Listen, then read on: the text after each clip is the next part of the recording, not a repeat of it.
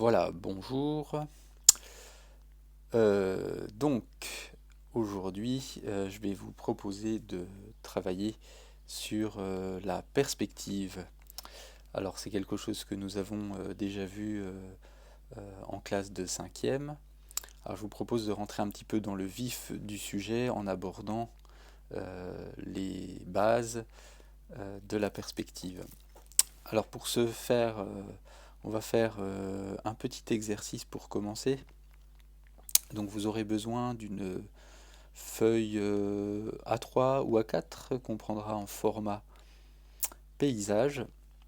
Alors moi, vous voyez que sur l'écran, j'ai une feuille quadrillée, donc c'est pour m'aider puisque je n'ai pas de règles, juste les outils liés à mon stylet et à l'application Procreate, donc vous pouvez utiliser une règle, hein. Alors n'hésitez pas à faire pause pour suivre l'exercice à votre rythme.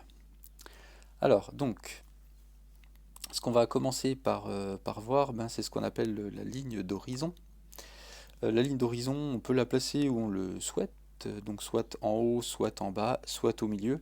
Donc en fait, ça va modifier le point de vue qu'on donne sur la scène qu'on va représenter. Donc nous, on va partir sur une scène avec un point de vue central, donc la ligne d'horizon, on va la mettre au milieu. Donc, on va tracer, comme son nom l'indique, une ligne horizontale, si j'y arrive.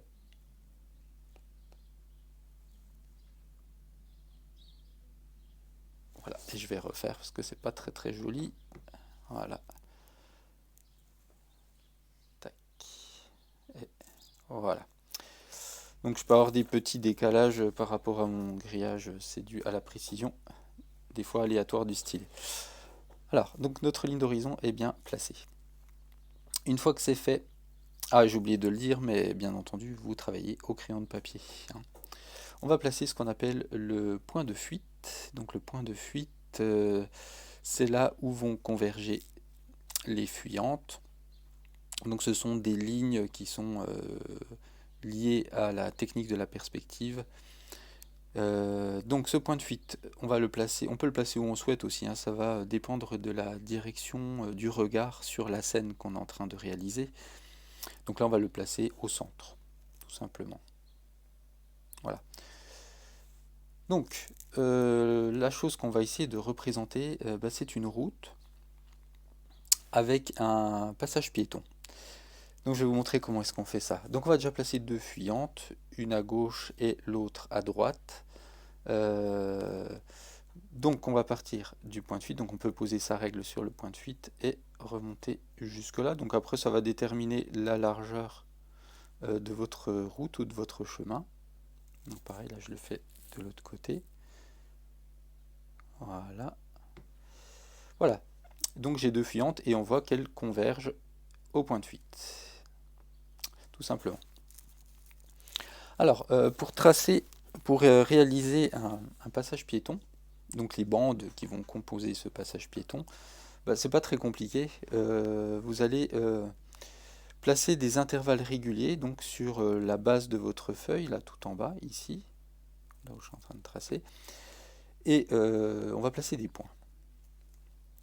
Alors moi je vais utiliser le grillage, hein, ça m'évite de mesurer, mais vous pouvez. Voilà, donc des intervalles réguliers entre les deux fuyantes. Voilà. Alors une fois que c'est fait, tout simplement on va tracer les bordures de nos bandes blanches. Donc on va partir du point de fuite et relier à ces points que nous avons placés. Comme ça, tout simplement.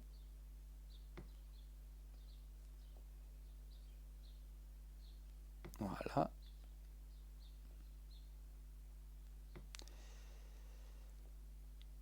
Voilà.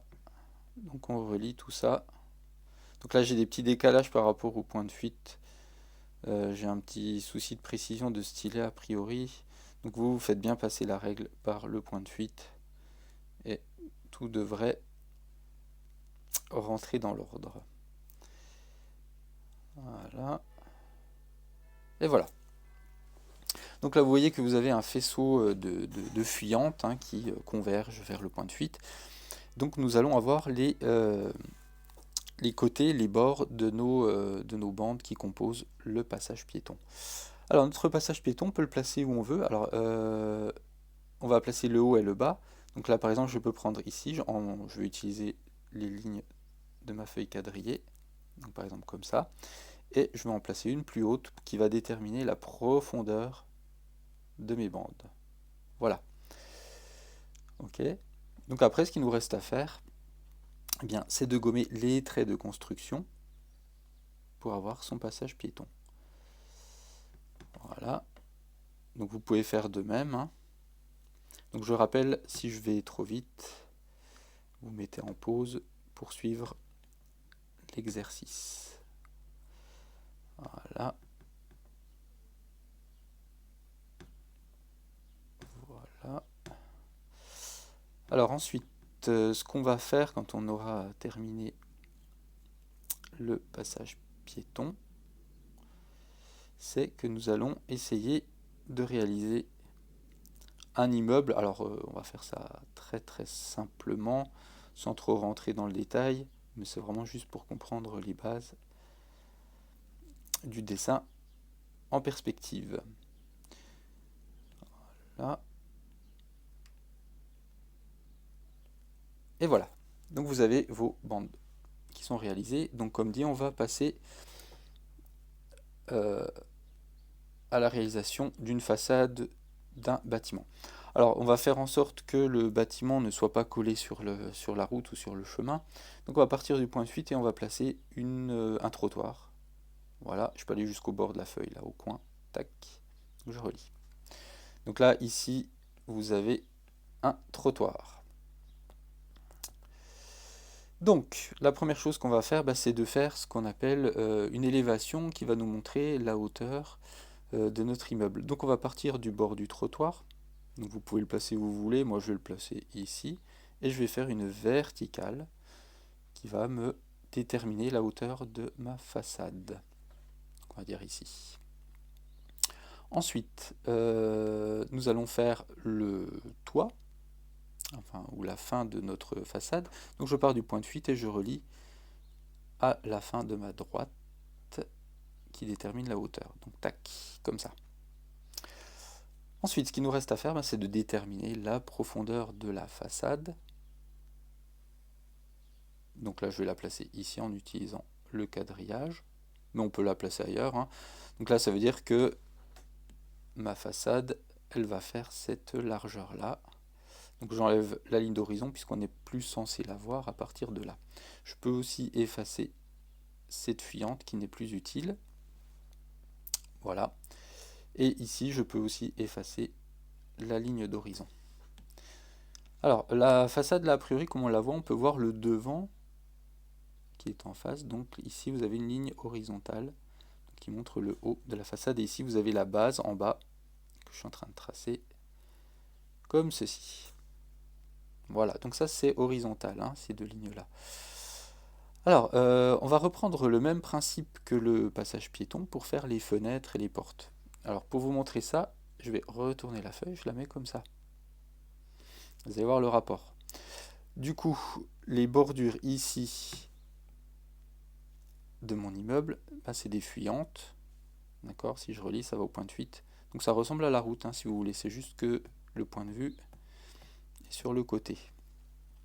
Alors, pour faire des rangées de fenêtres, là, je vais utiliser mon quadrillage aussi. Je place des points sur cette ligne-là. Regardez, à intervalles réguliers. Donc ça, c'est vous qui déterminez. Ça sera la manière dont sont ordonnées les fenêtres. Tout simplement. Et même principe que le passage piéton. Je relie ces points au point de fuite. Comme ceci. Voilà.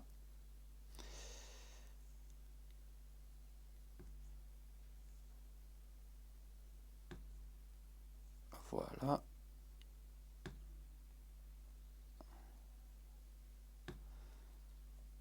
Et voilà. Alors, maintenant que vous avez compris le principe, je remets la feuille dans sa position initiale. Voilà. Et on peut gommer les fuyantes qui ne sont plus utiles ici, entre la façade et le point de fuite. Voilà. Et vous voyez qu'on a la hauteur de nos fenêtres qui est placée. Donc ça ressemble aux bandes du passage piéton. Donc maintenant, je vais un petit peu zoomer là-dessus. Ce qui nous reste à faire, c'est déterminer leur largeur. Alors ici, on va faire une méthode entre guillemets à l'œil, sachant qu'on pourrait faire des calculs, mais on ne va pas rentrer trop dans ce genre de considération. On va faire ça avec notre œil qui fonctionne très bien en général pour faire de la perspective. Alors, ici, je vais placer une verticale qui va déterminer le bord de la fenêtre. Voilà, je place une autre. Alors, ce qu'il faut savoir, c'est que en perspective, les objets qui sont proches de nous sont grands et ce qui est au fond, ce qui s'éloigne de nous, devient plus petit. Donc, pour la largeur des fenêtres, c'est le même principe. Donc là, vous remarquerez que ici, c'est un peu plus grand que là. Et que l'épaisseur ici est un peu plus grande que celle-ci et que celle-là. Donc ça, vous faites à l'œil. Voilà. Donc je vais enlever mes petites flèches. Donc une fois que c'est fait, on peut gommer, vous voyez, les petits traits de construction. Et vous avez vos fenêtres. Voilà. Donc après, libre à vous de faire sur les autres rangées de fenêtres qu'on a placées sur la façade. Voilà pour ce petit tuto. Du coup, ce que vous pouvez faire de votre côté, c'est continuer, donc placer les fenêtres sur la façade. Vous pouvez placer d'autres rangées de bâtiments, notamment sur la droite, puisque là on n'a encore rien fait. Et puis m'envoyer des photographies de vos réalisations, donc vous les prenez en photo. Alors pour passer sur Pronote, il suffira simplement de transformer votre photo en PDF. Donc ça, si vous ne savez pas comment faire, demandez à vos parents. Si vous êtes sur un ordinateur, normalement c'est pas trop compliqué, hein. Vous pouvez passer par Word. Donc vous importez votre photo et vous exportez en PDF.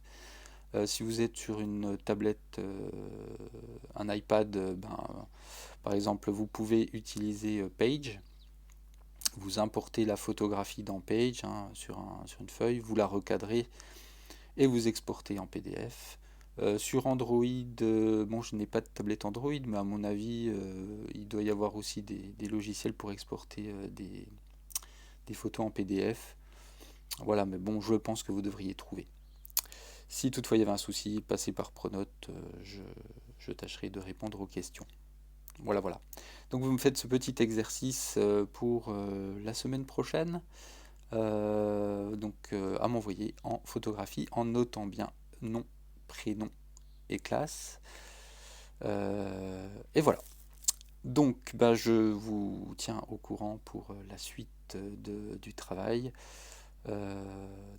En attendant, bon courage et à très bientôt. Au revoir.